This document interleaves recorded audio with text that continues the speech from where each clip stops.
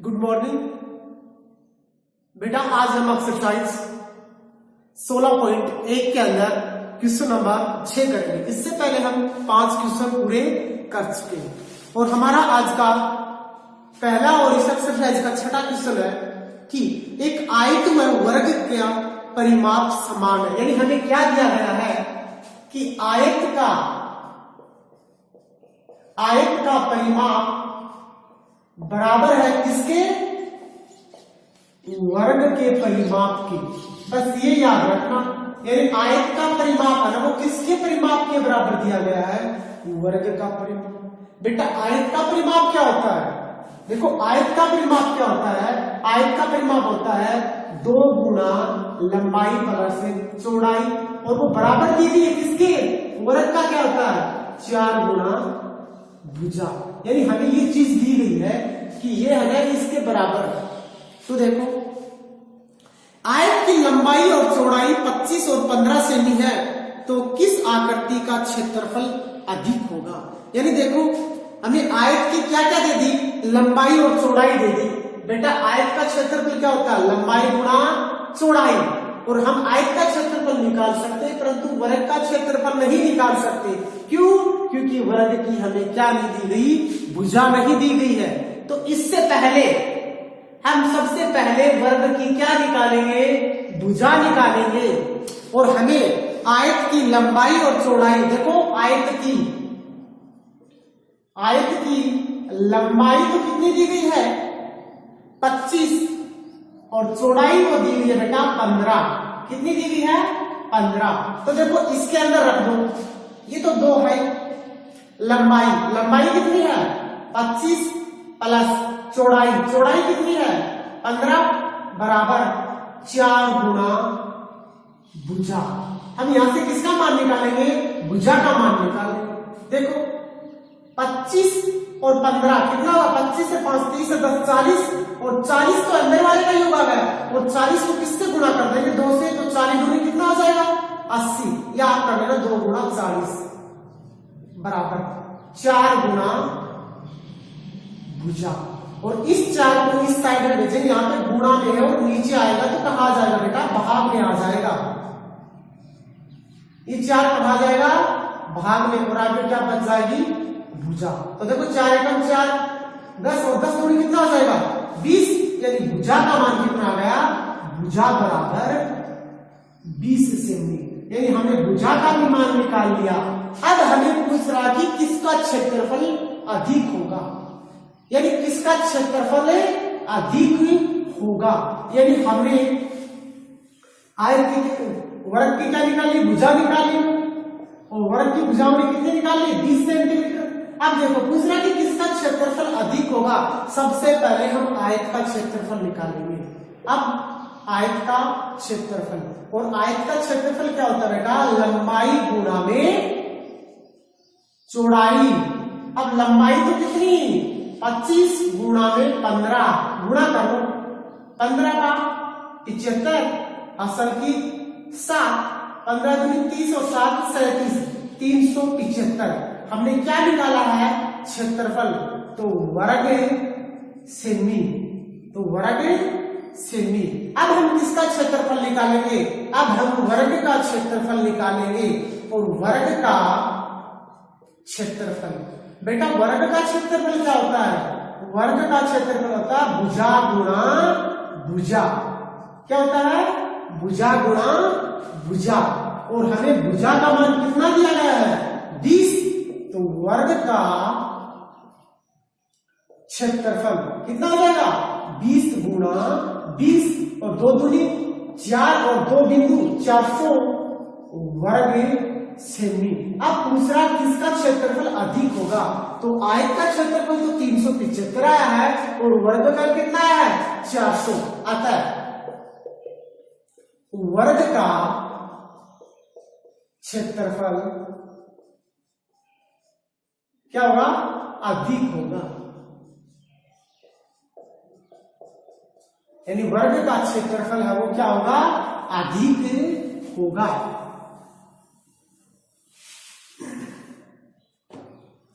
इससे अगला है क्वेश्चन नंबर 7। और क्वेश्चन नंबर 7 में दिया गया है कि निम्न आकृतियों का परिमाप ज्ञात कीजिए, यानी इनका हमें क्या ज्ञात करना बेटा, परिमाप ज्ञात करना। और परिमाप का आपका पता ही है, यानी सभी का योग, सभी भुजाओं का योग कर लो, ठीक है ना, वही हमारा क्या होता है, परिमाप। और साथ में पहला दिया गया है कि त्रिभुज जिसकी भुजाएं 2, 3 व 4 है, यानी एक त्रिभुज दे दिया बेटा, उसकी भुजा 2, 3, 4 है, परिमाप ज्ञात करना है। इसको आप ए बी सी त्रिभुज मान लो। कौन सा त्रिभुज है, ए बी सी। इसका हम क्या ज्ञात करेंगे बेटा, परिमाप। और परिमाप ज्ञात करेंगे तो सभी को क्या कर लेंगे, जोड़ लेंगे, यानी यहां से ए बी को जोड़ देंगे किसमें, बीसी में, और बीसी को किसमें जोड़ देंगे, एसी में। यानी ए बी का मान तो कितना है, 4, बीसी का मान कितना है, 2, और एसी का मान कितना है, 3। 4 2 6, और 6 और 3 कितना हुआ, 9। यानी आंसर कितना आ जाएगा, 9 सेमी। कितना आ गया, 9 सेमी। और इसी के अंदर क्वेश्चन नंबर 2 दिया गया है,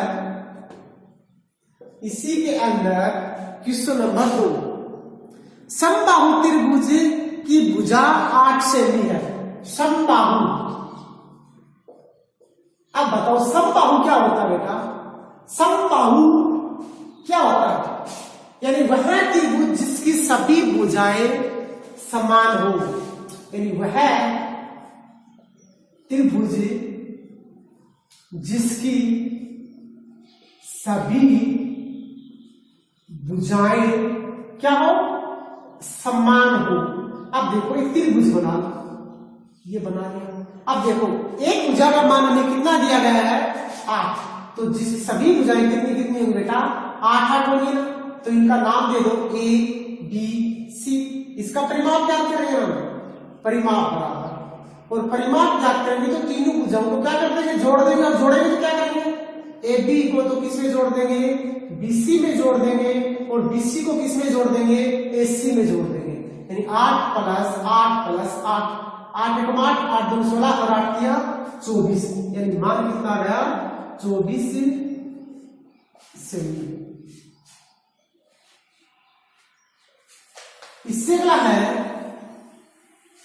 7 में, ये तीसरा है क्वेश्चन नंबर 7 में, थर्ड, समद्विबाहु त्रिभुज समान भुजाएं तो 10 सेमी और तीसरी भुजा 7 सेमी है।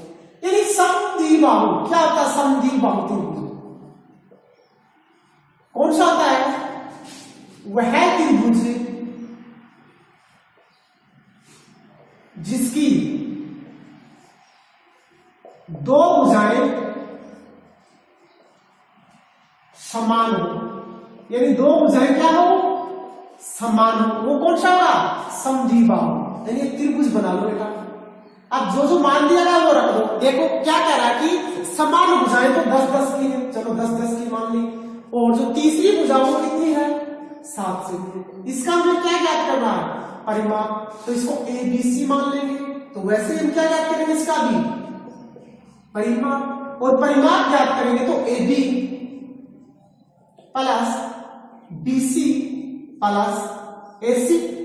ए बी का मान कितना है, 10 प्लस बीसी का मान कितना है, 7 प्लस 10, 10 और 7 17, 17 10 27, यानी कितना हो गया, 27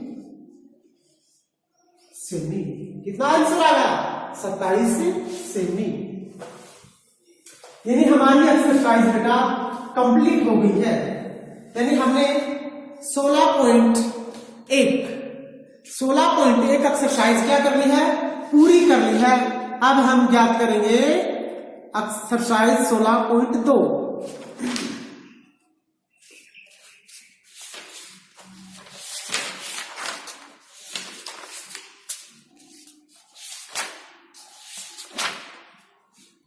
यानी यहां पे दिया गया है 16.2, और 16.2 के अंदर क्वेश्चन नंबर 1, यहां पे एक आकृति दी गई है बेटा।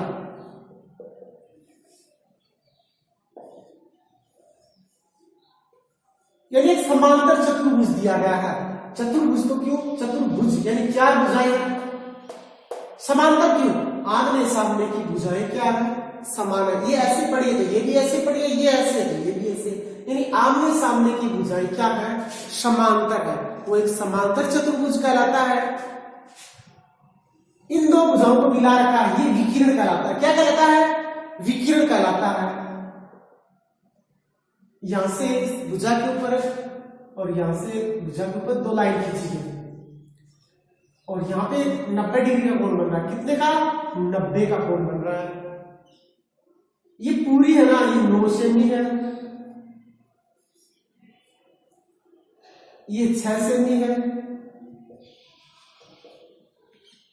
और बस इतना ही दिया गया।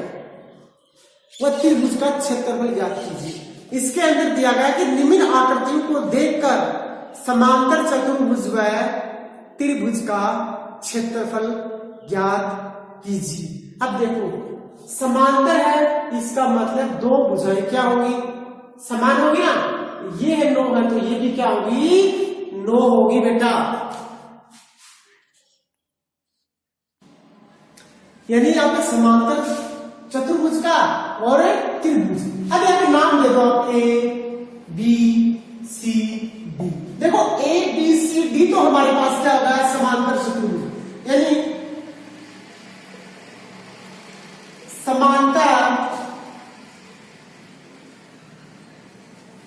चतुर्भुज ए बी सी डी का हम क्या ज्ञात करेंगे, क्षेत्रफल और क्षेत्रफल ज्ञात करेंगे। तो सूत्र होता है आधार गुणा ऊंचाई। क्या होता है सूत्र, आधार गुणा ऊंचाई।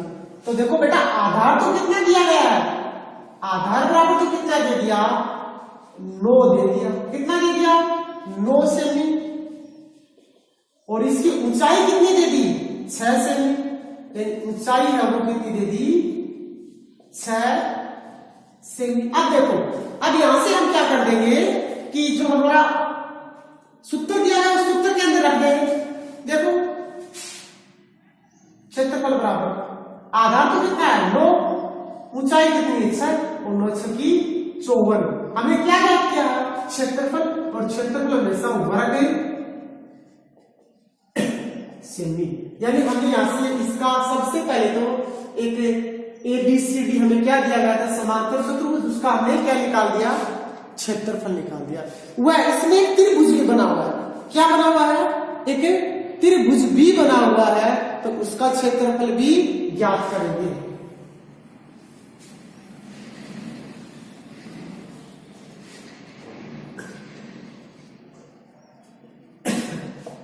यहां पर देखो त्रिभुज कौन सा बना हुआ है, ये रहा त्रिभुज।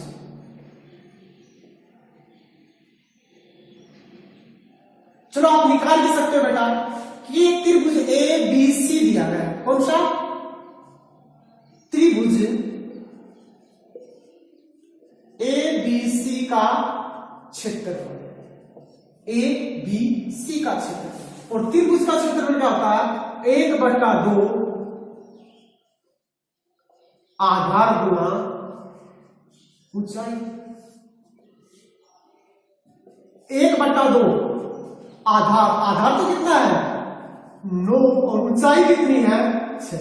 9 की 54 और 54 में 2 का भाग देंगे तो 27। और क्षेत्रफल निकाला ना, 27 वर्ग सेमी, 27 वर्ग सेमी। अब देखो बेटा इसका 27 है तो इसका भी कितना होगा, 27 और 27 कितना हो जाएगा, 54। हमने 54 ही तो निकाला था पूरे का। देखो फिर से याद करो, हमने इस पूरी आकृति का कितना निकाला था, 54। अब बेटा इसका कितना आ गया, 27 निकाल दिया हमने, तो इसका भी कितना आएगा बेटा, 27 ही आएगा। और 27 को जोड़ते हैं तो पूरे का कितना हो जाता है, 54 हो जाएगा। ठीक है ना।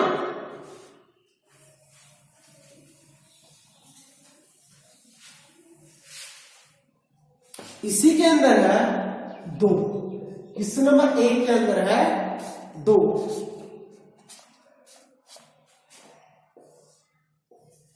यानी एक समांतर चतुर्भुज दिया गया है जिसके आमने सामने की भुजाएं क्या होती है, समांतर होती है ना।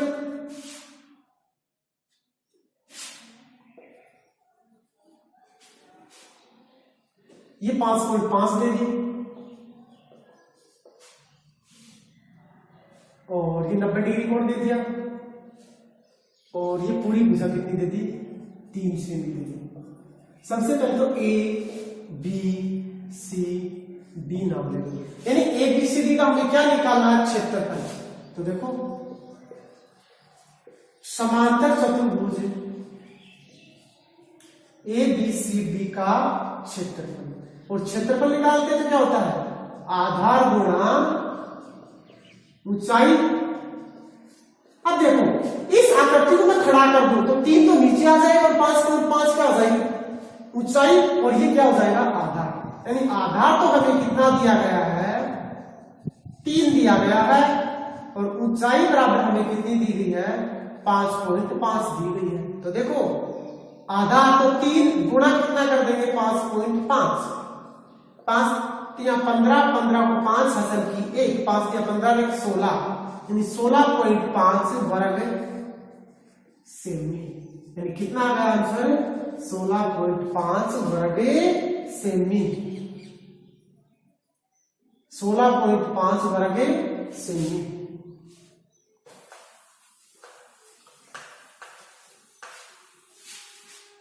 इसके अंदर तीसरा हमें दिया गया है एक त्रिभुज। क्या दिया गया है एक त्रिभुज, ये तो 7 सेमी दे दिया और ये ऊंचाई कितनी दे दी 4 सेमी। तो देखो बेटा इसको सबसे पहले तो नाम दे दो ए बी सी। अब हमें पता चल गया कि ए बी सी हमारा क्या त्रिभुज, तो त्रिभुज ए बी सी का क्षेत्रफल, और त्रिभुज का क्षेत्रफल क्या होता है 1/2 आधार गुणा ऊंचाई। आधार 1/2, आधार तो कितना बेटा 7 गुणा ऊंचाई कितनी है 4, 7 चौका 28, 29। अब देखो 7 चौका 28 और बट्टे में कितना है 2, और 28 में 2 का भाग देंगे तो 14 वर्ग सेमी, 14 वर्ग सेमी। और क्वेश्चन नंबर 1 में अंतिम क्वेश्चन दिया गया है चौथा, ये भी एक त्रिभुज दिया गया है, इसका भी हमें क्या निकालना है क्षेत्रफल निकालना है।